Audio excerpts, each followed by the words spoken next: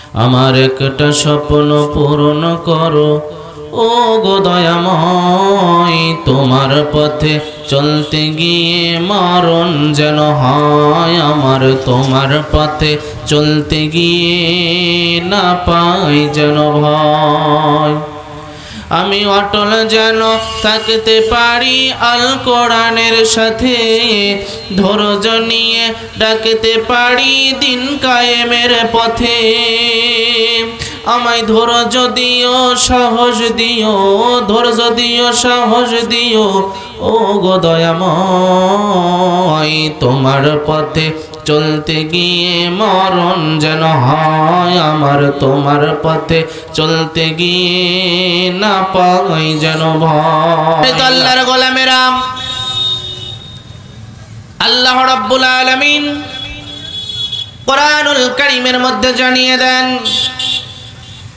যারা আমার নিয়ামত পাবে, নিয়ামত পাওয়ার পরে শুকরিয়া আদায় করবে, আমি আল্লাহ রাব্বুল আলামিন ওই বান্দার প্রতি খুশি হয়ে গিয়ে নিয়ামতটা আরো বৃদ্ধি করে দেই। জোরে বলুন সুবহানাল্লাহ।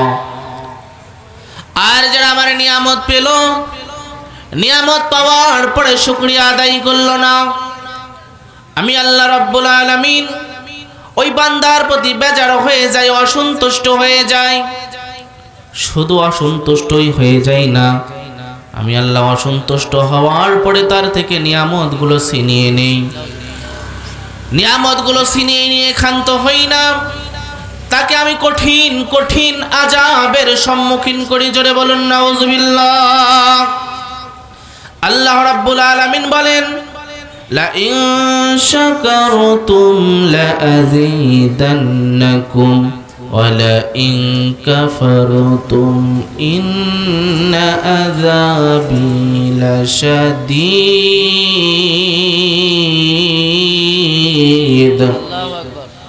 আল্লাহ রাব্বুল আলামিন বলেন, লা ইন শাকারতুম, যখন তোমরা আমার নিয়ামত পাবে, পাওয়ার পরে শুকরিয়া আদায় করবে, আর যদি তোমরা আমার শুকরিয়া আদায় না করো, তাহলে আমি রব্বুল আলামিন যারা আমার নিয়ামতের শুকরিয়া আদায় করলো না, ওয়ালা ইন কাফারতুম ইন্না আযাবি লাশাদীদ, তাদেরকে আমি কঠিন কঠিন আযাবের সম্মুখীন করব।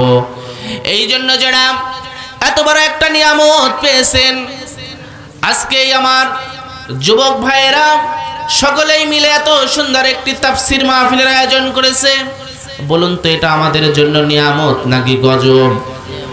যদি নিয়ামত হয়ে থাকে, নিয়ামতের শুকরিয়া আদায় করার জন্য মাহফিলে বসার প্রয়োজন আছে কি নাই? যারা আমরা আসতে পেরেছি, বসতে পেরেছি, সকলেই আরেকবার আল্লাহর কাছে শুকরিয়া আদায় করি, সকলেই বলি আলহামদুলিল্লাহ। লক্ষ কোটি দরুদ আর সালাম সাইয়্যিদুল মুরসালিন, শাফায়াতের কান্ডার, মানবতার মুক্তির দূত, আকায়ে নামদার তাজদার মদিনা, হাবিবুল্লাহ আহমদ মুস্তাফা মুহাম্মদ মুস্তাফা, সকলে বলি সাল্লাল্লাহু আলাইহি ওয়াসাল্লাম। সম্মানিত হাজিরিন, আমি আপনাদের মাঝে, সময় আমার খুব সংকীর্ণ, একটি সূরার আয়াত তেলাওয়াত করেছি। কুরআনুল কারীমের অসংখ্য সূরা, 114টা সূরার মধ্যে অন্যতম একটি সূরা, সূরার নাম হামিম আস-সাজদা। এই সূরার 30 নম্বর আয়াত আমি তেলাওয়াত করেছি। চেষ্টা করব এর উপরই কিছু কথা আপনাদেরকে বলা এবং আপনাদেরকে শোনানোর চেষ্টা আমি করব। সম্মানিত হাজির, আল্লাহর গোলামেরা, আল্লাহ রাব্বুল আলামিন বান্দা বান্দীকে সৃষ্টি করলেন। বান্দা বান্দীকে সৃষ্টি করার পরে আল্লাহ রাব্বুল আলামিন তার হাবিবের উপর একটি কিতাব নাজিল করে দিলেন। কিতাব নাজিল করে দিয়ে গোটা পৃথিবীর মানুষকে জানিয়ে দিলেন, মানুষেরা রে, যখন তোমরা পথ হারা হয়ে যাবে, পথের দিশা যখন পেয়ে যাবে না, অন্ধকারের দিকে যখন তোমরা চলে যাবে, সেখান থেকে আলোর দিশা পাওয়ার জন্য আমি আমার হাবিবের প্রতি, আমি আমার রাসূলের প্রতি একটা কিতাব নাজিল করেছি। এই কিতাবের দিকে তোমরা লক্ষ্য করবে, কিতাব ফলো করবে, কিতাব অনুযায়ী তোমাদের জীবন পরিচালনা করবে, সঙ্গে সঙ্গে তোমরা আবার আলোর দিশা পেয়ে যাবে। জোরে বলুন সুবহানাল্লাহ। সম্মানিত প্রিয় ভাইরা আমার, আসুন দেখি জায়াতটা তেলাওয়াত করেছে আল্লাহ রাব্বুল আলামিন কি বলেন। আল্লাহ রাব্বুল আলামিন আয়াতের শুরুতেই জানিয়ে দিচ্ছে, ইন্নাল্লাযীনা ক্বালু রাব্বুনাল্লাহ।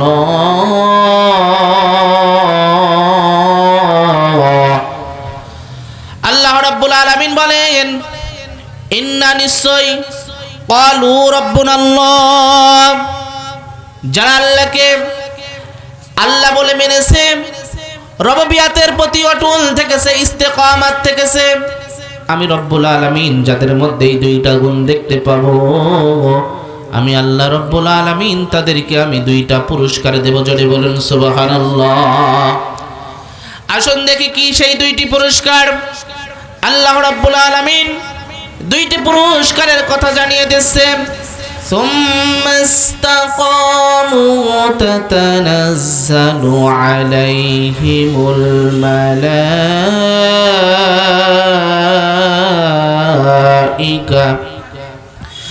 আল্লা তাখাফু ওয়া লা তাহজানু ওয়া আবশিরু বিল জান্নাতিল্লাতী কুনতুম তুআদুন।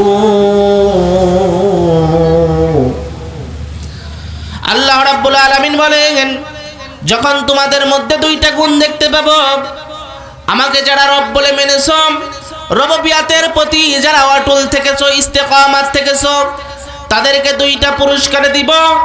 এক নাম্বার পুরস্কার হলো ঈমানি মৃত্যু, দুই নাম্বার পুরস্কার হলো তাদেরকে আমি আমার তৈয়ারকৃত জান্নাত দিয়ে দেব। জোরে বলুন সুবহানাল্লাহ।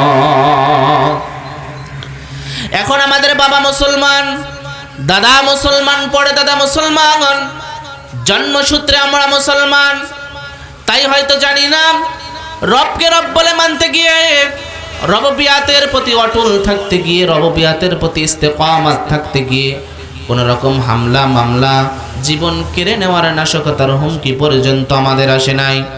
কিন্তু আল্লাহ রাসূলের সময় যারা রবকে রব বলে মানতে গিয়েছে, রববিয়াতের প্রতি যারা অটল থাকতে গিয়েছে, ইস্তেকামাত যারা থাকতে গিয়েছে, তাদের প্রতি হামলা মামলা, জীবন কেড়ে নেওয়ার নাশকতার হুমকি পর্যন্ত এসেছে। সেই সময়েরই আল্লাহ রাসূলের একজন সাহাবী ছিলেন, নাম তার ছিলেন হযরতে সুমাইয়া রাদিয়াল্লাহু তাআলা আনহা। আল্লাহ রাসূলের সাহাবী, মহিলা সাহাবী, আল্লাহ রাসূলের হাত দিয়ে যখন ইসলাম ধর্মটা গ্রহণ করে নেয়, আল্লাহ রাসূলের হাতে হাত দিয়ে কালিমাটা গ্রহণ করে নেয়, নেওয়ার সাথে সাথে আল্লাহ রাসূলের হাতে যখন সাহাবীটা কালিমা গ্রহণ করে নিলেন, কোথা থেকে যেন খবর চলে গেল আবু জেহেলের কানে। আবু জেহেল, তুমি কি জানো এই সময়ে তোমাদের মাঝে একজন ব্যক্তি রয়ে গিয়েছে যে কিনা তোমাদের খায়, তোমাদের পড়ে, কিন্তু তোমাদের রব বলে মানে না, রববিয়াতের প্রতি তোমাদেরকে সাক্ষ্য দেয় না, তোমাদেরকে খোদা প্রভু বলে সে কিনা মানে না। আবু জেহেল ক্ষিপ্ত হয়ে গেল, কোন সেই ব্যক্তি যে কিনা আমাকে রব বলে, যে কিনা আমাকে প্রভু বলে মানে না? সঙ্গে সঙ্গে ব্যক্তিটা ডাক দিয়ে বলে, সে আর কেউ নয়, সে হলো তোমারই পাশে থাকে তোমারই কৃতদাসী, নাম তার হলো আপনার সুমাইয়া রাদিয়াল্লাহু তাআলা আনহা। আবু জেহেল ক্ষিপ্ত হয়ে ডাক দিয়ে বলেন, যাও সুমাইয়াকে ধরে নিয়ে আসো। সুমাইয়াকে ধরে নিয়ে আসার হুমকি যখন দেওয়া হলো, সুমাইয়াকে খোঁজার জন্য সকলেই বের হয়ে গেল। বের হয়ে যাওয়ার সাথে সাথে আপনার সুমাইয়া রাদিয়াল্লাহু তাআলা আনহুকে খোঁজার জন্য আবু জেহেল, উতবা, শাইবা তারাও বের হয়ে গেল। হাঁটতে হাঁটতে পাহাড়ের পদদেশ দিয়ে হঠাৎ করে আবু জেহেল দূর থেকে দেখতে পায়, পাহাড়ের পদদেশ দিয়ে হেঁটে হেঁটে সুমাইয়া রাদিয়াল্লাহু তাআলা আনহা এবং তার সন্তান আম্মার হেঁটে হেঁটে ওই পথ দিয়ে আসে। জোরে বলুন না আল্লাহু আকবার। প্রিয় ভাইরা আমার, যখন আবু জেহেল দেখতে পেলেন, দেখার সঙ্গে সঙ্গে ডাক দিয়ে বলেন, সুমাইয়া তুমি শোনো, তুমি কিনা আমাকে প্রভু বলে, খোদা বলে, রব বলে তুমি আমাদেরকে মানো না। তুমি কি জানো আমাকে যদি রব বলে, প্রভু বলে যদি তোমরা যদি মেনে না নাও, তাহলে কিন্তু তোমার উপর আমরা নির্যাতন শুরু করে দিব। সুমাইয়া রাদিয়াল্লাহু তাআলা আনহা সঙ্গে সঙ্গে ডাক দিয়ে বলে, আবু জেহেল রে, যেই আল্লাহ আমাকে সৃষ্টি করেছে, যে আল্লাহ রাব্বুল আলামিন আমাকে সৃষ্টি করেছেন, সেই আল্লাহকে আমি আল্লাহ বলে, খোদা বলে, প্রভু বলে মেনে নিয়েছি, তোমাকে আমি প্রভু বলে মানতে পারবো না। সঙ্গে সঙ্গে আবু জেহেল কৌতূহলদেরকে হুকুম দিলেন। হুকুম দেওয়ার সাথে সাথে আবু জেহেলকে ধরে নিয়ে যাওয়া হলো। আবু জেহেল সুমাইয়াকে ধরে নিয়ে যাওয়া হলো। নিয়ে যাওয়ার সাথে সাথে তাকে পেতে ফেলা হলো। দূর থেকে ডাক দিয়ে বলে, আম্মা রে, তোর আম্মাকে বল সে যেন কালেমাটা ছেড়ে দেয়। যদি কালেমাটা না ছাড়ে তাহলে কিন্তু তার উপরে নির্যাতন করব। শুধু নির্যাতন করেই আমরা ক্ষান্ত হব না, তোর মায়ের পণ্য থেকে আমরা কিন্তু বস্ত্র অর্থাৎ কাপড় কিন্তু খুলে নেব তোর সামনে। আম্মার আসমানের দিকে তাকিয়ে রাখতে বলেন, আল্লাহ, ও মালিক, তোমাকে রব বলে মানার কারণে আজকে আমাদের এত বড় নির্যাতনের শিকার হওয়া লাগে রে আল্লাহ। আল্লাহ তুমি তাকিয়ে দেখো, রব্বুল আলামিন মেহেরবানি করে তুমি মাটিটা একটু ফাঁকা করে দাও। এই রকম দৃশ্য দেখার আগে তুমি মাটিটা ফাঁকা করে দাও। আল্লাহ আমি মাটির মধ্যে চলে যাই। যখন এই কথাটা বলেন, আম্মারের আম্মা দেখতে পাই তার সন্তানের ঈমানটা কেমন যেন চলে যাওয়া ভাব এসে গেছে। সঙ্গে সঙ্গে ডাক দিয়ে বলেন, সন্তান রে, আমার আল্লাহ রব্বুল আলামিন জানিয়ে দিয়েছেন, যারা আল্লাহকে এক বলে মানবে, প্রভু বলে, খোদা বলে যারা মেনে নিবে, রববিয়াতের প্রতি যারা ইস্তেকামাত থাকবে, আল্লাহ রব্বুল আলামিন ওই বান্দা বান্দির জন্য একটা সুখের জায়গা রেখে দিয়েছে, সেটা হলো জান্নাত। আল্লাহর পুরস্কার না নেওয়া পর্যন্ত সন্তান খবরদার তুমি ঈমানটা ছেড়ে দিও না। আবু জেহেল সঙ্গে সঙ্গে সুমাইয়াকে উলঙ্গ করে ফেললেন। ফেলার পরে হাতে একটা বল্লম নিলেন। নেওয়ার পরে বারবার লজ্জায় স্থানে আঘাত করতে থাকে। কিতাবের মধ্যে আসে, এত পরিমাণ আঘাত করে, আঘাতের কারণে সুমাইয়া লজ্জা স্থান থেকে বারবার রক্তগুলো প্রবাহ হতে থাকে, রক্তগুলো বের হতে থাকে। রক্তগুলো বের হতে হতে হতে হতে এক পর্যায়ে সুমাইয়া শহীদ মৃত্যু গ্রহণ করলেন। জোরে বলুন আল্লাহু আকবার। বিপ্লব মানে জীবন দেওয়া, বসে থাকা নয়, সে কোনদিন আসবে না রে করো যদি ভয়। বিপ্লব মানে জীবন দেওয়া, বসে থাকা নয়, সে কোনদিন আসবে না রে করো যদি ভয়। আসবে বিজয় রক্ত আর জীবনের বিনিময়, আসবে বিজয় রক্ত আর জীবনের বিনিময়। বিপ্লব মানে জীবন দেওয়া, বসে থাকা নয়, সে কোনদিন আসবে না রে করো যদি ভয়। জোরে বলুন মারহাবা। সম্মানিত ভাইরা আমার, শুধু বোঝাতে চাচ্ছি রব বলে মানার কারণে তাদের উপর কত নির্যাতন হয়েছে। আল্লাহকে আল্লাহ বলে মানার কারণে, নবীকে নবী বলে মানার কারণে তাদের উপর কত রকম নির্যাতন নিপীড়ন এসেছে। আল্লাহ রাসূলের একজন সাহাবী ছিলেন, নাম তার ছিলেন হযরতে বেলাল। হযরতে বেলাল রাদিয়াল্লাহু তাআলা আনহু, তিনি ছিলেন কালো কুৎসিত একটা সাহাবী। দেখতে তাকে ভালো দেখা যায় না, ঠোঁট দুইটা ছিল মোটা। ছোট্ট সময় আব্বাকে ডেকে ডেকে বলে, আব্বা, এই যে আসমান দেখতে পাই, আসমান সৃষ্টি করেছে কি? এত বড় একটা আসমান কোথাও খুঁটি দেখা যায় না, এটা সৃষ্টি করেছে কে? তার আব্বা কোনো রকম উত্তর দেয় না। যখন কোনো রকম উত্তর যখন দেয় না, সঙ্গে সঙ্গে হযরতে বেলালকে কিছুদিনের মধ্যে অনেক বড় ঘটনা, আপনার উমাইয়ার কাছে বিক্রি করে দেওয়া হলো। যখন কিনা বিক্রি করে দেওয়া হলো, উমাইয়ার কৃতদাসী হযরতে বেলালকে উট দুম্বাগুলো চড়ানোর জন্য মাঠে দেওয়া হয়। যখন হযরতে বেলাল মাঠে চলে যায় উট দুম্বাগুলো চড়ানোর জন্য, উট দুম্বাগুলো যখন চড়ায় আর মনে মনে কি যেন জপে, মনে মনে কি যেন জপে, তার ওই জপার দেখে আপনার একটা উট দুম্বাগুলো ঘাসে মুখ লাগাই না, পানিতে মুখ লাগাই না, শুধু বেলালের দিকে তাকিয়ে তাকিয়ে থাকে আর দু চোখের পানি ফেলে ফেলে কান্না করে। এমত অবস্থায় অন্য সব লাখারেরা ছুটে চলে গেল উমাইয়ার দরবারে।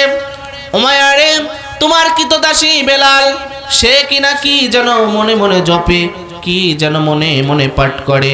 আর এই পাঠ করার সঙ্গে সঙ্গে তার দিকে সমস্ত উট দুম্বাগুলো তাকিয়ে থাকে, একটা উট দুম্বা পর্যন্ত খাবারে মুখ লাগায় না।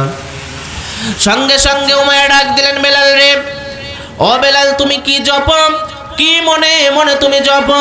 সঙ্গে সঙ্গে হযরতে বেলাল ডাক দিয়ে বলেন, উমাইয়া রে, আমি আজ থেকে বহুদিন আগে আল্লাহর রাসূল হযরতে মুহাম্মদ রাসূলুল্লাহ সাল্লাল্লাহু আলাইহি ওয়াসাল্লামের হাতে হাত দিয়ে তাওহীদের কালেমা গ্রহণ করেছি। জোরে বলুন সুবহানাল্লাহ।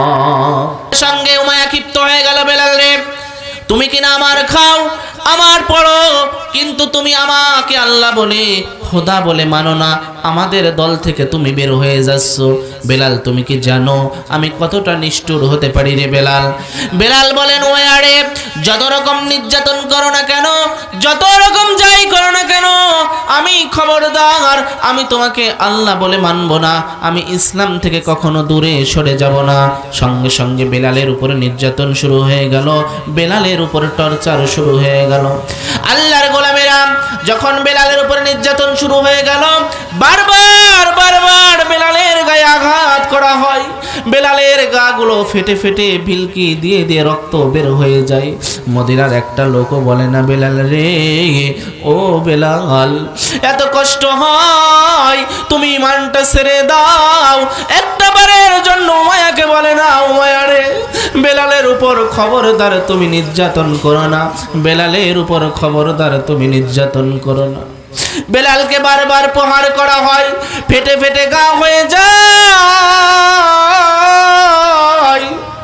একটা দিনের জন্য বেলালকে স্বস্তি দেওয়া হয় না, একটা দিনের জন্য টর্চার গুলো বন্ধ করা হয় না।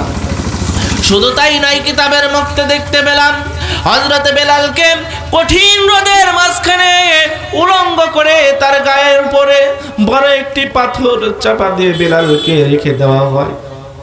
আর কৌতূহলকে বলা হয়, কৌতূহলেরা রে, একটু পর পর যাও, গিয়ে দেখো বেলাল তাওহীদের কালেমাটা ছেড়েছে নাকি। কৌতূহলেরা ছুটে ছুটে যায়, যাওয়ার পরে বেলালের কানের কাছে মুখটা লাগিয়ে দেখে বেলাল শুধু কি যেন ঠোঁটটা নড়ায় আর বলে, ঠোঁটটা নড়ায় আর কি যেন বলে। কৌতূহলেরা বেলালের কাছে চলে যায়, যাওয়ার পরে তার কানের ঘরে মুখ লাগায়, লাগানোর পরে দেখে বেলাল আর কিছু পড়ে না রে, বেলাল শুধু পড়ে আহাদ আহাদ আহাদ। জোরে বলুন সুবহানাল্লাহ।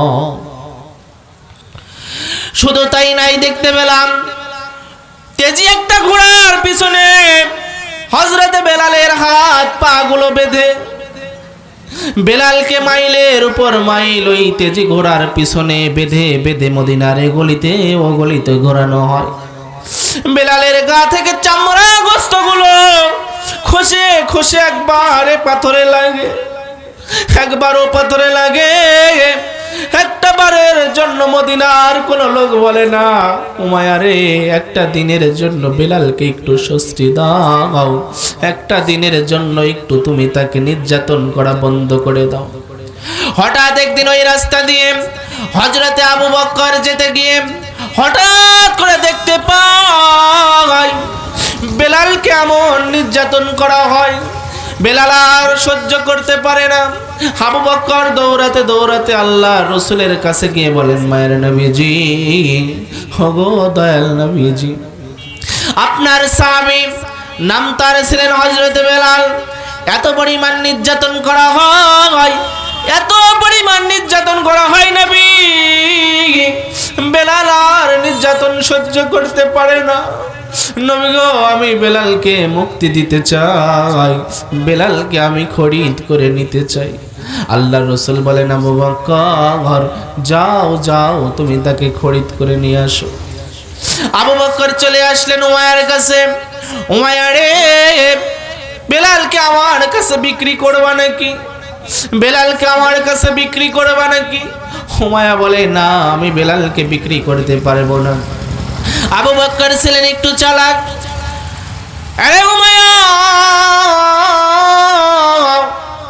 যেরকম নির্যাতন বিলালের উপর করো, বেলাল তবু তোমাকে খোদা বলে, রব বলে মানে না।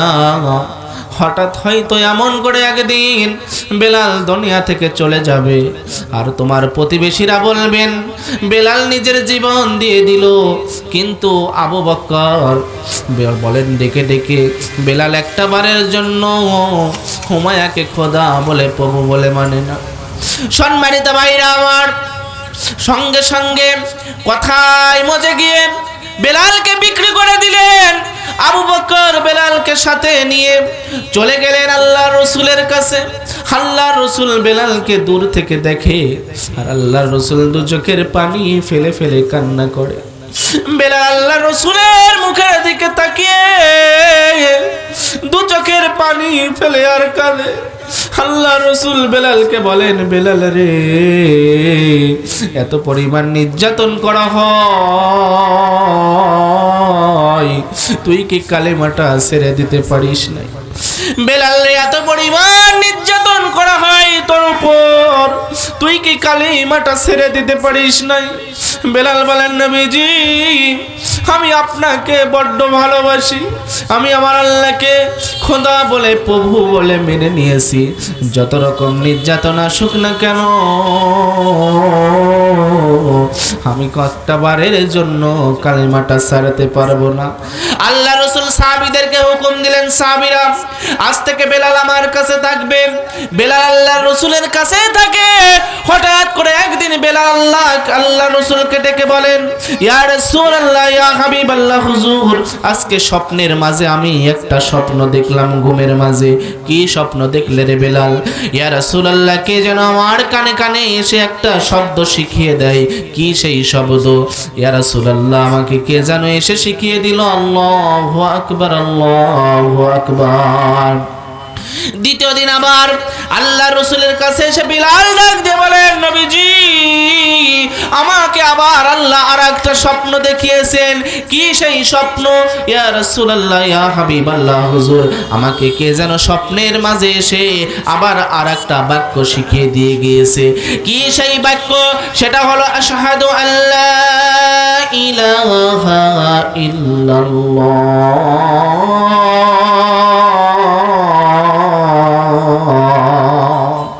আল্লাহ রাসূল বলেন, বেলাল রে, আজ থেকে বহুদিন আগে আমার আল্লাহ কি স্বপ্ন আমাকে দেখিয়ে দিয়েছে।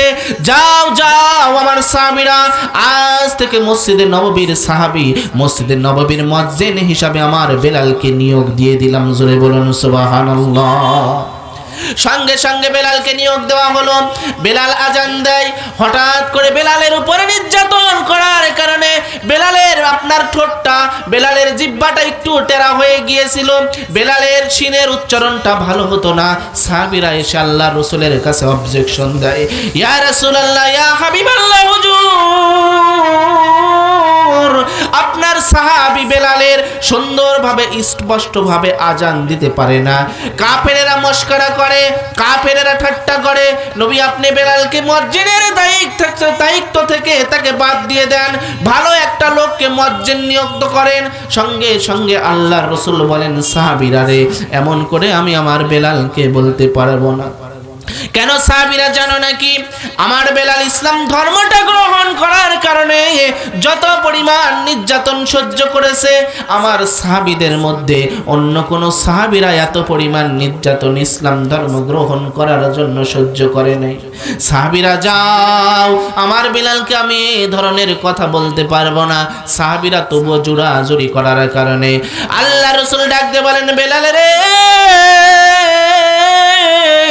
আগামীকাল ফজর থেকে আর তুমি আজান দিতে পারবে না। আগামীকাল থেকে মসজিদে নববীতে অন্য একজন ব্যক্তি আজান দিবে। সঙ্গে সঙ্গে বেলাল দু চোখের পানি ছেড়ে দিয়ে বাড়িতে চলে যায়। অন্যদিন এসে ফজরের রক্ত, সুন্দর চেহারাওয়ালা, সুন্দর আকৃতির, সুন্দর কণ্ঠওয়ালা একজন ব্যক্তি এসে ফজরের আজান যখন দেয়, সময়ের পর সময় চলে যায়। সমস্ত সাহাবীরা নামাজের জন্য অপেক্ষা করে, কিন্তু ফজরের ওক্ত হয় না। জোরে বলুন সুবহানাল্লাহ। আল্লাহ ডাক দিয়ে বলেন, জিবরাইল, আরে জিবরাইল যাও আমার নবীর কাছে ছুটে ছুটে চলে যাও, আমার নবীকে বলো আজকে কি মসজিদে নববীতে ফজরের ওয়াক্ত আযান হবে না? জিবরাইল চলে আসলেন, ইয়া রাসূলুল্লাহ, ইয়া হাবিবাল্লাহ, হুজুর আজকে কি মসজিদে নববীতে আযান হবে না গো নবীজি? আল্লাহর নবী বলেন, জিবরাইল ভাই, আজকে তো মসজিদে নববীতে আযান হয়েছে, অনেক সুন্দর কণ্ঠওয়ালা অনেক সুন্দর চেহারার ব্যক্তি এসে আযান দিয়েছে। আল্লাহ রাসূলকে ডেকে ডেকে বলেন, জিবরাইল, ইয়া রাসূলুল্লাহ, ইয়া হাবিবাল্লাহ, হুজুর যতই সুন্দর কণ্ঠওয়ালা লোক আযান দিক না কেন, তার আযানটা আজকে আসমানে গিয়ে পৌঁছাই নাই। জোরে বলুন সুবহানাল্লাহ। প্রেম যদি করবি রে মন, প্রেম যদি করবি রে মন, সব সেরে চল মদিনায়, দয়াল নবী যেই দেশে ঘুমায়। বলুন প্রেম যদি করবি রে মন, প্রেম যদি করবি রে মন, সবসে রে চল মদিনায়, দয়াল নবী যেই দেশে ঘুমায়। তোরা দেখলে ছবি পাগল হবি, তোরা দেখলে ছবি পাগল হবি, কাঁদবি বসে নিরালায়, আমার দয়াল নবী যেই দেশে ঘুমায়। বলুন প্রেম যদি করবি রে মন, প্রেম যদি শিখবি রে মন, সব সেরে চল মদিনায়, আমার দয়াল নবী যেই দেশে ঘুমায়। জিবরাইল ডাক দিয়ে বলে, নবীজি আজকে আযান হয়েছে, কিন্তু আজকের আযানটা আরশ পর্যন্ত পৌঁছাই নাই। আল্লাহ রাসূল ডাক দিয়ে বলেন, জিবরাইল তাইলে কি করা যাবে? জিবরাইল বলে, এখনই বেলালকে ডাক দেন, বেলাল এসে যত সময় আযান না দিবে তত সময় পর্যন্ত আজকে আর ফজরের রক্ত হবে না। আল্লাহ রাসূল ডাক দিয়ে বলেন, ওরে আমার সাহাবীরা, যাও ছুটে ছুটে যাও, আমার বেলালকে ডাক দাও, আমার বেলাল যেন এসে ফজরের রক্ত আযান দেয়। বেলাল এসে যখন আযান দেয়, মুহূর্তের মধ্যে ফজরের রক্ত হয়ে যায়। জোরে বলুন সুবহানাল্লাহ। অনেক লম্বা বড় ঘটনা। দেখতে দেখতে যখন সময় চলে যায়, কিছু সময়ের মধ্যে কিছুদিন পরে আল্লাহ রাসূল দুনিয়া থেকে বিদায় নেয়। আল্লাহ রাসূল দুনিয়া থেকে পর্দা নিলেন। এমত অবস্থায় আল্লাহ রাসূল যখন দুনিয়া থেকে পর্দা নিলেন, সঙ্গে সঙ্গে বেলাল একটা আপনার কাপড় চোপড় একটা টোপলার মধ্যে বেঁধে হযরতে আবু বকরের কাছে আসলেন। আবু বকর, আমি আর এই মদিনাতে থাকতে চাই না। এরে ভাই আবু বকর,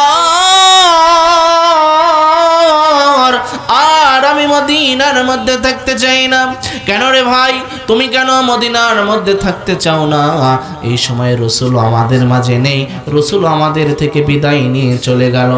এরে আবু বকর, তুমি কি জানো নাকি আজ থেকে আমি আযান দিব, যেই আযানে আমার নবী আসবে না রে আবু বকর, সেই মদিনায় আমি আর আযান দিব না। সঙ্গে সঙ্গে বেলাল চলে গেলেন। একদিন, দুদিন, 3 দিন, 4 দিন চলে যায়। হঠাৎ করে বহুদিন পরে আমার রাসূল বেলালকে স্বপ্ন দেখায়। বেলাল রে,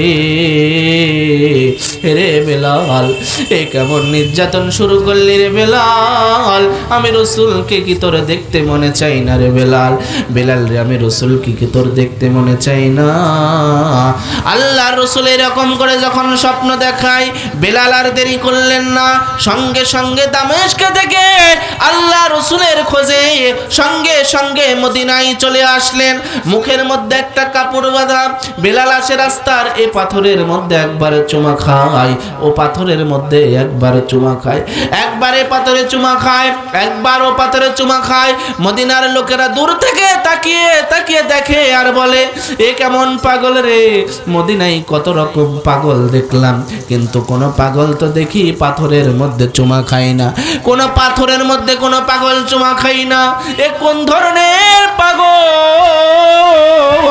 এ কোন ধরনের পাগল রে। সঙ্গে সঙ্গে বেলাল ছুটতে ছুটতে মসজিদের নববীর মধ্যে আসলেন, আল্লাহ রসুলের মেহরাবের মধ্যে চুমা খায়, আল্লাহ রসুলের রওজার পাশে গিয়ে জালি মুবারক ধরে ধরে কান্না করে। মদিনার লোকেরা পাগল দেখার জন্য আসে, পাগল দেখার জন্য এসে বলে, পাগল মুখ থেকে কাপড়টা সরাও, কত রকম পাগল জীবনে দেখলাম, কিন্তু তোমার মতো পাগল দেখি নাই, যে কিনা মদিনার রাস্তার মাঝে চুমা খাই, মসজিদে নববীর মেম্বারের মধ্যে চুমা খাই। পাগল রে, তোমার মুখ থেকে একটু কাপড়টা সরাও না দেখি। বেলাল কাপড় সরাই না, সকলেই জোড়াজুড়ি করে। জোড়াজুড়ি করতে করতে হঠাৎ করে যখন মুখ থেকে কাপড়টা সরে গিয়েছে, লক্ষ্য করে মদিনার লোকেরা তাকিয়ে দেখে এটা অন্য কোনো পাগল নয়, এটা হলো নবীর সাহাবী হযরতে বেলাল রাদিয়াল্লাহু তাআলা আনহু। মদিনার যুবকরা ডাক দেয়, মদিনার লোকেরা রে, আজানের পাখি ধরা পড়েছে, রসুল চলে যাওয়ার পর থেকে আর বেলালকে দেখি না, বেলালের মধুর কণ্ঠের আজান আমরা শুনি না। বেলাল আজকে ধরা পড়েছে, বেলালের আজান দেওয়া যাবে নাকি? যেই আজান দিলে তোমার আজানের আওয়াজ আল্লাহর আসমানে গিয়ে ধাক্কা লাগতো, যে আজান না দিলে ভোরের আলো আসতো না, ফজরের রক্ত হতো না।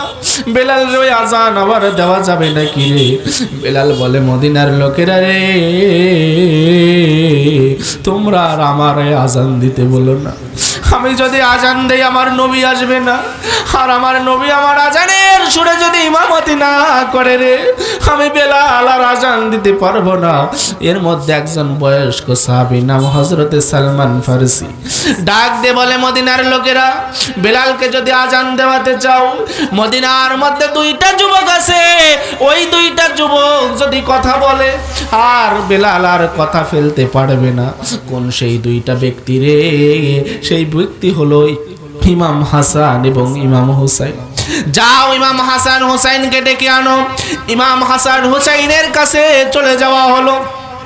যাওয়ার পরে ইমাম হাসান হুসাইনকে ডাক দেওয়া হলো। ইমাম হাসান হুসাইন এসে পিছন দিক থেকে ডাক দেয়, বেলাল। বেলাল জালে মুবারক ছেড়ে ইমাম হাসানের গলা ধরে কাঁদে, ইমাম হুসাইনের গলা আবার ধরে কান্না করে। হুসাইন ডাক দিয়ে বলে, বেলাল রে, তুমি আমার নবীর সাহাবী, তুমি আমার নবীর বড্ড ভালোবাসো। আমার নবী চলে যাওয়ার পরে আর তোমার মদিনার মধ্যে দেখতে পাই না। বেলাল রে, তোমার মধুর কণ্ঠের আজান দাও, তোমার মধুর কণ্ঠের আজান আমরা শুনতে চাই।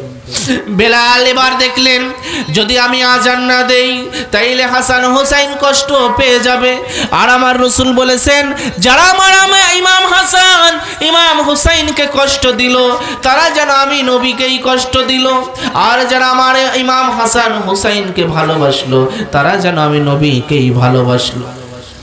সঙ্গে সঙ্গে বেলাল আজান দেওয়ার জন্য রেডি হয়ে গেলেন। বেলাল এবার আজান দেওয়ার জন্য প্রস্তুত হয়ে বেলাল আজান দেয়, আল্লাহু আকবার, আল্লাহু আকবার, আশহাদু আল্লা ইলাহা ইল্লাল্লাহ,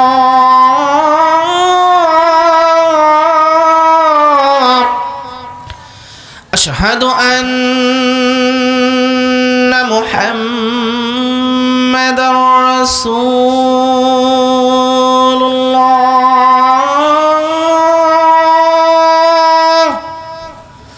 যখন বেলাল আল্লাহু আকবারের আওয়াজ দেয়, সঙ্গে সঙ্গে মদিনার যত বৃদ্ধ ছিল ছুটা আরম্ভ করেছে। এই বুঝি নবী এলো, নবী এলো, মদিনায় বুঝি নবী এলো রে। যখন আশহাদু আল্লাহ ইলাহা ইল্লাল্লাহর আওয়াজ তুলেছে, যত যুবক মহিলা ছিল ছুটা আরম্ভ করে দিয়েছে। এই বুঝি মদিনায় নবী, নবী চলে এসেছে। যখন আশহাদু আল্লাহ ইলাহা ইল্লাল্লাহ বলে শেষ, আশহাদু আন্না মুহাম্মাদুর রাসূলুল্লাহ বলে টান দিয়েছে, মদিনার যত লোক ছুটা আরম্ভ করে দিয়েছে। মদিনার লোকেরা রে, আর দেরি করিস না, এই দেখ বুঝি মদিনায় নবী এসেছে। হযরত বেলাল আশহাদু আন্না মুহাম্মাদুর রাসূলুল্লাহ যখন বলে টান দিয়েছে, কি এমন আবেগ ভিতরে এসে গিয়েছে, সঙ্গে সঙ্গে তিনি সেখানেই মাটির মধ্যে পড়ে গিয়েছে। কিতাবের মধ্যে দেখতে পেলাম দীর্ঘদিন বেলাল এমত অবস্থায়, বিলাল কিছুদিন অসুস্থ থাকার পরে বেলাল দুনিয়া থেকে বিদায় নিয়ে চলে যায়। আল্লাহ রাসূলকে কতটুকু ভালোবাসলেন, আজকে আমরা মুসলমান নবীরে কতটুকু ভালোবাসতে পেরেছি, নবীরে কতটুকু মোহাব্বত করতে পেরেছি। আমার আপনার মায়ের নবী আমার আপনার জন্য এক নয় দুই নয় 3টা দিন পাহাড়ের মাঝখানে কান্না করে সেজদা অবস্থায়। এমন সময় মদিনার ভিতরে নবী নাই, নবী নাই আওয়াজ। কোথায় মায়ার নবী, কোথায় মায়ার নবী? আজকে 3টা দিন যাবত নবীকে দেখা যায় না। গাছের পাখিরা পর্যন্ত স্তব্ধ হয়ে গিয়েছে, নবী নাই। কেমন যেন তারা গান গাওয়া বন্ধ করে দিয়েছে। মদিনার কচিকাঁচা যুবকেরা পর্যন্ত দুধ খাওয়া বন্ধ করে দিয়েছে। একটা চুলাই পর্যন্ত আগুন জ্বলে না। নবীর বিরহে সমস্ত সাহাবীরা পাগল পড়া, নবী নাই, নবী নাই আওয়াজ। হযরত ওমর খোলা তরবারি নিয়ে বের হয়ে গেল মদিনার কাফেরেরা রে, সন্ধ্যার আগে যদি আমার নবীরে ফেরত না দাও, এই যে আমার তরবারি দেখতে পাও, এই তরবারি দিয়ে তোমাদের প্রত্যেকের ঘাড় থেকে মাথাটা আলাদা করে দিব। হযরত আবু বকর, হযরত উসমান, হযরত ওমর আল্লাহ রাসূলকে খোঁজার জন্য বের হয়ে গেলেন। হাঁটতে হাঁটতে গভীর মরুভূমির মধ্যে একজন রাখালের সাথে দেখা। রাখাল রে, তুমি কি আমার নবীরে দেখেছো নাকি? তুমি কি আমার নবীরে দেখেছো নাকি? রাখাল বলে, তোমার নবীকে, তোমার নবীরে তো আমি চিনি না, তবে আজকে 3টা দিন যাবত ওই পাহাড়ের মাঝখানে একটা ব্যক্তি কি যেন বলে আর গুনগুন গুনগুন করে কান্নার আওয়াজ তোলে। ওই ব্যক্তির কান্নার আওয়াজ দেখে আমাদের উট, দুম্বা, ভেড়া, বকরিগুলো কোনো খাবারে মুখ লাগাই না। আবু বকর ডাক দে বলে, ওমর, এটা আর কেউ নাই রে, এটা হলো আমার নবী, চলো তাড়াতাড়ি আমার নবীর কাছে ছুটে ছুটে চলো। সমস্ত সাহাবীরা ছুটা শুরু করলেন। ছুটতে ছুটতে গিয়ে পাহাড়ের মাঝখানে দাঁড়িয়ে আছে 3জন সাহাবী। যখন পাহাড়ের মাঝখানে দাঁড়িয়ে এমত অবস্থায় কোথাও নবীকে দেখা যায় না, কোথায় আমার নবী, কোথায় আমার নবী? এক পাশ থেকে কান্নার আওয়াজ ভেসে ভেসে এসে আসে, আল্লাহ, আমার উম্মত বড় গুনাহগার, আমার উম্মত বড় সিয়াকার রে আল্লাহ, তুমি আমার উম্মতের জীবনের গুনাহগুলো মাফ করে দাও। হযরত ওমর ডাক দিয়ে বলেন, আবু বকর, এই যে দেখো আমার মায়ের নবী সেজদারত অবস্থায় এখানে কান্না করে। হযরত উসমান চলে গেলেন, যাওয়ার পরে দেখে নবী আমার কি বলে, শুধু কান্না করে আর 2 চোখের পানি ফেলে ফেলে কি যেন বলে, 2 ঠোঁট নাড়িয়ে। সঙ্গে সঙ্গে আল্লাহর রাসূলের কাছে হযরতে আবু বকর গিয়ে কানটা লাগিয়ে দেয়। দেওয়ার পরে দেখে আমার নবী শুধু কান্না করে, ইয়া নাফসি উম্মতি, ইয়া হাবলি উম্মতি, ইয়া হাবলি উম্মতি, ইয়া হাবলি উম্মতি। আল্লাহ আমার উম্মত রে বাঁচাও, আল্লাহ আমার উম্মত রে বাঁচাও। আবু বকর আল্লাহ রাসূলের পাশে গিয়ে বলেন, ইয়া রাসূলুল্লাহ, ইয়া হাবিবাল্লাহ, হুজুর আপনার সাহাবী আমি আবু বকর হাজির। ইয়া রাসূলুল্লাহ, ইয়া হাবিবাল্লাহ, হুজুর যেই আবু বকরকে কিনা আপনি বলেছেন সারা দুনিয়ার মানুষের আমল যদি এক পাল্লায় দেওয়া হয়, আমি আবু বকরের এক রাতের আমল যদি এক পাল্লায় দেওয়া হয়, তার থেকে আমার আবু বকরের আমলটা বড্ড ভালো, বড্ড বেশি হয়ে যায়। আমি হাজির। ইয়া রাসূলুল্লাহ, ইয়া হাবিবাল্লাহ, আপনি মাথা ওঠান। আল্লাহ রাসূল তবু মাথা ওঠাই না। আবু বকর ডাক দিয়ে বলে, মায়ের নবীজি যান, আমার জীবনের আমলগুলো আপনার উম্মতের জন্য দান করে দিলাম।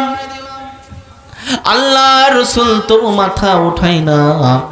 হযরতে ওমর পাশে চলে গেলেন, ইয়া রাসূলুল্লাহ, ইয়া হাবিবাল্লাহ, হুজুর আমি কিনা যে ওমর, আমি একটা জাহান্নামের আসামি, একটা জাহান্নামের কীট ছিলাম গো নবী। আপনার কাছে আসার পরে জাহান্নাম থেকে আমি জান্নাতের দিশা পেলাম। নবীজি আপনিই না বলেছিলেন আকাশের যত তারকা দেখা যায়, ওই তারকা পরিমাণ যদি কারোর আমল থাকে সেটা হলো আমার ওমরের আমল। নবী জান, আমার জীবনের যত আমল আছে আপনার উম্মতের জন্য আমি আমার আমলগুলো দান করে দিলাম। তবু আল্লাহ রাসূল মাথা উঠাই না। হযরতে উসমান একই কথা বলে, রাসূল মাথা উঠাই না। সঙ্গে সঙ্গে আবু বকর বলেন, নবীজির কন্যা হযরতে ফাতেমাকে ডাক দাও। যেই ফাতেমাকে কিনা আল্লাহ রাসূল এতটা ভালোবাসতেন, আল্লাহ রাসূল বলতেন দুনিয়ার মধ্যে আমি বাবা হারা, মা হারা, এতিম রে, কিন্তু দুনিয়ার মধ্যে আমার এক মা মারা গেলেও আর এক মা আছে, সেটা হলো আমার মা ফাতিমা। যাও নবীর কন্যাকে ডাক দাও। আল্লাহ রাসূলের কথা শুনে হযরতে ফাতিমা দৌড়াতে দৌড়াতে চলে আসলেন। আসার পরে আল্লাহ রাসূলকে ডাক দিয়ে বলেন, আব্বা জান, আপনার কন্যা আমি ফাতিমা, আপনি আমাকে এতটুকু ভালোবাসেন, কোন জায়গায় যদি যান সকলের সাথে আগে আগে দেখা করলেও আমার সাথে সবার পরে দেখা করেন, কিন্তু কোন জায়গায় থেকে আসার সর্বপ্রথম আমি ফাতিমার সাথে দেখা করেন। আপনিই না আমাকে মা বলে ডেকেছেন। আব্বা আপনি মাথা তোলেন। আপনার বিরহেতে মদিনার কোন তরুণেরা আজ পর্যন্ত খানা মুখে দেয় না। 3টা দিন যাবত আপনাকে মদিনায় দেখি না। আব্বা আপনি মাথা তুলুন সিজদা থেকে। আল্লাহ রাসূল মাথা ওঠায় না। ফাতেমা ডাক দিয়ে বলেন, আব্বা জান, আপনিই না আমাকে আব্বা, আপনিই না আমাকে মা বলে ডেকেছেন। ছোট্টবেলায় যখন মোড়র প্রান্তরে চলে যেতেন, যাওয়ার পরে আপনি দেখতে পেতেন আপনার সমস্ত সাথী সঙ্গীরা কান্না শুরু করে দেয়। তাদের আব্বারা এসে ডাক দেয়, আব্দুর রহমান। আব্দুর রহমানের আব্বা ডাকার সাথে সাথে আব্দুর রহমান চলে আসে। আসার পরে আব্দুর রহমানকে কোলে নেয়, কোলে নিয়ে বাড়িতে চলে যায়। কিছু সময় পরে আর একজনের আব্বা আসে। আসার পরে ডাক দেয় আব্দুর রহিম। আব্দুর রহিম ছুটে ছুটে আব্বার কাছে আসে। আব্বা সঙ্গে সঙ্গে তারে কোলে লইয়া বাড়িতে চলে যায়। আপনি দীর্ঘ সময় বসে থাকেন, আমার আব্বা নাই, আজকে কখন আমার আব্বা আসবে আর আমারে মুহাম্মদ বলে ডাক দিবে, আর আমি আব্বার কাছে যাব, আব্বার গলাটা ধরে আব্বার কপালের মধ্যে চুমা খাবো। এমন করে সন্ধ্যা গড়িয়ে যখন রাত হয়ে যায়, কিন্তু আপনার আব্বা যখন কিনা আসে না, মা মেনা দূর থেকে এসে ডাক দেয়, আরে মদিনাবাসী, তোরা কি আমার মুহাম্মদ রে দেখেছিস? কোথায় আমার মুহাম্মদ? আমার মুহাম্মাদের আব্বা নাই, আমার মুহাম্মাদের আব্বা নাই রে। মা আমেনা কান্দে কান্দে চলে যায় মরুভূমির এখানে। যাওয়ার পরে তাকে দেখে নবী আমার পাহাড়ের পাদদেশে বসে বসে আব্বার জন্য কান্না করে। আজকে যদি আমার আব্বা না আসে তাইলে আমি আর বাড়িতে যাব না। আজকে যদি আমার আব্বা না আসে রে তাইলে আমি আর বাড়িতে যাব না। আমেনা ডাক দেয়, আব্বু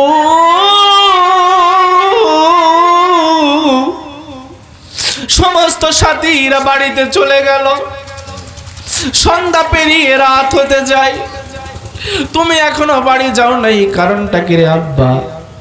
নবী আমার ডাক দিয়ে বলে, মা সন্ধ্যা গড়িয়ে রাত হয়ে যায়, সমস্ত সাথীদের আব্বা আসে, আব্বা বলে ডাক দেয়, নাম ধরে ডাকার সাথে সাথে তারা আব্বার কাছে আসে। আব্বা তাদেরকে বুকে জড়িয়ে বাড়িতে হেঁটে হেঁটে নিয়ে চলে যায়। কিন্তু আরে আমি সন্ধ্যা পর্যন্ত অপেক্ষা করলাম, একটা বারের জন্য আমার আব্বা আব্দুল্লাহ আসলো না, একটা বারের জন্য আমাকে মুহাম্মদ বলে ডাক দিল না। আমি আমার আব্বাকে সারা আজকে বাড়িতে যাবো না। মা আমেনা বলে, বাবা রে আজ থেকে বহু বছরের আগের জ্বালা বুঝি আবার তুমি বুকের মধ্যে বৃদ্ধি করে দিলে। চলো কালকেই তোমার আব্বারে দেখাতে নিয়ে যাব। বাড়িতে আসলেন, শ্বশুরের কাছে অনুমতি নিলেন। নেওয়ার পরে আল্লাহ রসুলের আব্বার কবর জিয়ারত করার যখন জন্য যায়, আল্লাহ রসুল হাঁটে আর বলে, মা আমার আব্বাকে দেখা মাত্রই আমি কিন্তু দৌড়াতে দৌড়াতে গিয়ে আমার আব্বার কোলে উঠবো। আমার আব্বার কোলে উঠে আব্বার কপালের মধ্যে একটা চুমা খাবো, আর আমার আব্বারে বলবো, আব্বারে খেলার শেষে কত লোকের আব্বা আসে, তুমি কেন আমাকে নিতে আসো না? মা আমেনা কেন যেন কষ্টগুলো বুকের মধ্যে চাপা লইয়া হাঁটে আর বলে, আব্বুরে চলো চলো তোমার আব্বুরে দেখাবো। হাঁটতে হাঁটতে চলে গেলেন। যাওয়ার পরে মদিনা পাওয়ার পরে দূর থেকে দেখায়, আব্বা ওই দেখো একটা কবর দেখা যায়, ওটাই তোমার আব্বার কবর, ওইখানে আব্দুল্লাহকে শুয়ে রাখা হয়েছে। নবী আমার কাঁদতে কাঁদতে আব্বার কবরের পাশে চলে যায়। যাওয়ার পরে কবরের ধুলা মাটিগুলো লাড়ে আর ডাক দে বলেন, আব্বা ও আব্বা। এই জন্যই তো বলি কত লোকের আব্বা আসে রে, কত লোককে কোলে নেয়, কিন্তু একটা বারের জন্য আমার আব্বা আসে না। একটা বারের জন্য কেন আমারে মুহাম্মদ বলে ডাকে দেয় না? আব্বা তুমি এই মাটির কবরে শুয়ে আগে তো আমি জানি না রে আব্বা, কি এমন মায়ের ডাক লইয়া আমার নবী ডাকে দেয়, আমার আল্লাহ ডাক দেয়, জিবরাইল, রে জিবরাইল যা যা ছুটে ছুটে আমার নবীর কাছে যা। আমার নবী যেন আবুন শব্দ না বলে, আমার নবী যদি আবুন শব্দ উচ্চারণ করে আমি আল্লাহর যেন কর্তব্য হয়ে যাই। এখনই আমার আব্দুল্লাহ রে কবর থেকে জিন্দা করে আমার নবীর কাছে পৌঁছে দেওয়া। এরা জিবরাইল যা যা ছুটে ছুটে আমার নবীর কাছে চলে যা। আমার নবী যেন আর আব্বা বলে ডাক না দেয়। আমার নবীর আব্বা ডাকের শব্দ এত গম্ভীর, এত মায়াবী ডাক, আসমান জমিন থর থর করে কাঁপা শুরু করে দিয়েছে। আসমানের ফেরেশতারা পর্যন্ত চোখের পানি ফেলে দেয়। আল্লাহ, আর এ দৃশ্য কেন জানি সহ্য হয় না। জিবরাইল চলে আসলেন, নবীজি আর খবরদার আব্বা বলে ডাক দিবেন না। যদি আব্বা বলে ডাক দেন তাইলে এখনই কিয়ামত সংঘটিত হয়ে যাবে। নবী আমার আব্বার কবর জিয়ারত করলেন। জিয়ারত শেষে মায়ের সাথে হেঁটে হেঁটে বাড়ির পথে যায়। এমত অবস্থায় মক্কা মদিনার মাঝামাঝি একটা অংশ, একটা জায়গা নাম হলো আবওয়া। এই জায়গায় এসে আল্লাহ রসুলের মা বড্ড অসুস্থ হয়ে যায়। অসুস্থ হওয়ার পরে প্রচন্ড জ্বর গায়ে এসে গেল। দাসী উম্মে আইমানকে ডেকে ডেকে বলে, দাসী উম্মে আইমান রে, আমার গায়ে এত পরিমাণ জ্বর, যেই জ্বর কিনা আমার আব্দুল্লাহ রে মদিনা থেকে মক্কায় যেতে দেয় নাই রে, হয়তো আমার এবার যেতে দিবে না। তুই আমার মুহাম্মদ রে দেখে রাখিস, তুই আমার বোনের মতন রে। দাসী উম্মে আইমানের হাতে আমার নবীরে তুলে দিয়ে বলে, বোন রে, তুই আমার সন্তান রে, দেখে দেখে রাখিস। আল্লাহ রসুলকে তার মা কোলে নেয়, গালের মধ্যে চুমা খায়, কপালের মধ্যে বারবার চুমা খায়। আজকেই মনে হয় শেষ আদর সন্তান রে, জীবনের মতো শেষ আদর করে দেয়। এখনো যারা আছেন, হয়তো এমনও লোক আছে যাদের কিনা আব্বা নাই, এমনও লোক এখানে আছেন যাদের কিনা মা নাই। দুনিয়ার মধ্যে যার আব্বা নাই, দুনিয়ার মধ্যে যার মা নাই, সেই তো বোঝে বাবা মা হারানো ব্যথা কি রকম। কত লোককে দেখি জানাজার ময়দানে, আব্বা মা দুনিয়া থেকে যখন চলে যায়, জানাজার ময়দানে এসে আব্বার মুখ নাড়াচাড়া করে আর বলেন, আব্বা আগে যদি জানতাম তুমি এই রকম একটা কথা বলার কারণে রাগ করে আপনি চলে যাবেন রে আব্বা, জীবনে আমি আর আপনার সাথে খারাপ ভাষায় কথা বলতাম না, আপনার সাথে আর খারাপ ভাষায় খারাপ ব্যবহার করতাম না। আব্বা আপনি ওঠেন, ওঠেন, একবার আমার সন্তান বলে ডাক দেন। কিন্তু বাবা একবার সন্তান বলে আব্বা আর ডাক দিবে না। এমন সন্তান দেখি রে, মায়ের জন্য কান্না করে। আগে যদি জানতাম সেই দিন তোমার সাথে খারাপ ব্যবহার করার কারণে রে মা আমার উপর রাগ করে ছোট ভাইয়ের কাছে চলে যাবে, শেষ খাবারটা ছোট ভাইয়ের ওখানে খেয়ে চিরদিনের জন্য বিদায় নিয়ে চলে যাবে রে মা। আগে জানলে জীবনে আর তোমার সাথে খারাপ ব্যবহার করতাম না রে মা। মারে একবার ওঠো, একবার আমার সন্তান বলে ডাক দাও রে মা। এরে মা ওঠো, ওঠো, ওঠো, একবার সন্তান বলে ডাক দাও। একটা বারের জন্য সেদিন আর মা উঠবে না, সন্তান রে একবার সন্তান বলে ডাক দিবে না। কার যেন জানি না রে, ওই রকম মা হারা ব্যথা কলে যাই লইয়া, কার যেন বাবা হারা ব্যথা কলে যাই লইয়া আজকের মাহফিলে বসেছে আমার নবী ছোটবেলায় আব্বা মাকে হারাইয়া এতিমের মতো ঘুরে আর উম্মতের মায়ায় দুনিয়ার মধ্যে কান্না করে, নবীর মা আদর করে। আর দাসী উম্মে আইমানকে বলে, আমার সন্তান রে তুমি দেখে রেখো রে বোন, আমার সন্তানটারে তুমি দেখে রেখো। সঙ্গে সঙ্গে আল্লাহ রসুলের আম্মা কিছু সময় পরে দুনিয়া থেকে বিদায় নিয়ে পরপারের মুসাফির হয়ে গেল। নারায়ে তাকবীর, নারায়ে তাকবীর, নারায়ে তাকবীর। আজকের জলসার দ্বিতীয় বক্তা